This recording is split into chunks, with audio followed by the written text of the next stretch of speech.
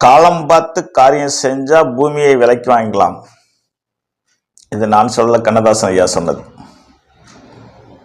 காலங்களே தருகின்றன, அவையே பறிக்கின்றன.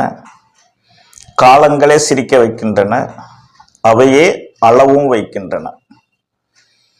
காலம் பார்த்து காரியம் செய்தால் பூமியை விலைக்கு வாங்கிக்கலாம்.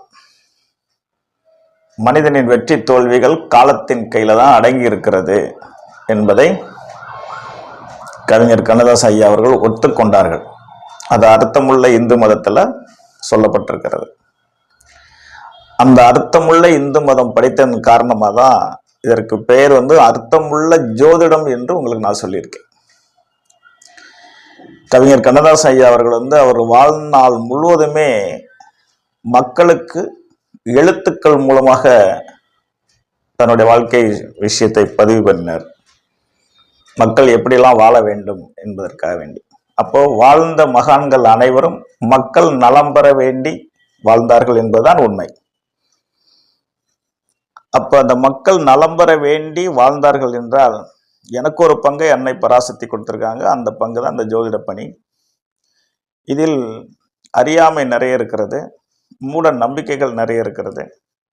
இதை போக்குவதற்காக தான் இதற்கு அர்த்தமுள்ள ஜோதிடம் என்று தலைப்பை நான் வைத்தேன். ஆகவே இந்த அர்த்தமுள்ள ஜோதிடம் என்ற யூடியூப் சேனலுக்கு ஆதரவு தந்துட்டு இருக்கவங்க எல்லோருக்கும் என்னுடைய மகிழ்ச்சி, என்னுடைய வாழ்த்துக்கள், என்னுடைய நன்றி. இன்று நாள் பார்த்து செய்வதை சரியாக செய்தால் நாம் வெற்றி பெறலாம் என்ற தலைப்பில்தான் 6ஆம் தேதி பேசியவர்களுக்கு முன்கூட்டியே பேசிட்டோம், 7ஆம் தேதி பேசியவர்களுக்கு பேசிட்டோம், 1, 2, 3, 7 தேதி வரைக்கும் பேசியாச்சு. இன்று 8ஆம் தேதி பிறந்தவர்களுடைய அதிர்ஷ்ட எண், அதிர்ஷ்ட நாட்கள். விதி என்பது நம்மளை ஆட்டி வைக்கும், அதில் சந்தேகம் இல்லை. அதை தான் முதல்ல நான் வாசித்தேன். காலங்களே அனைத்தும் அப்படின்னு. அது நிர்ணயிக்கப்பட்ட ஒன்று. காலத்தை நாம் வெல்ல முடியாது. காலத்தில் நாம் எந்தெந்த மார்க்கத்தில் பயணிக்கலாம் என்பதற்கு முதல் அஸ்திவாரமே நம்முடைய அதிர்ஷ்ட தேதி தான். அதிர்ஷ்ட நாள் என்று பொருள், அல்லது தேதி என்று பொருள், அல்லது எண்கள் என்று பொருள். 8ஆம் தேதியில் பிறந்தவர் என்ன எண்களை அதிர்ஷ்ட எண்ணாக பயன்படுத்தலாம்?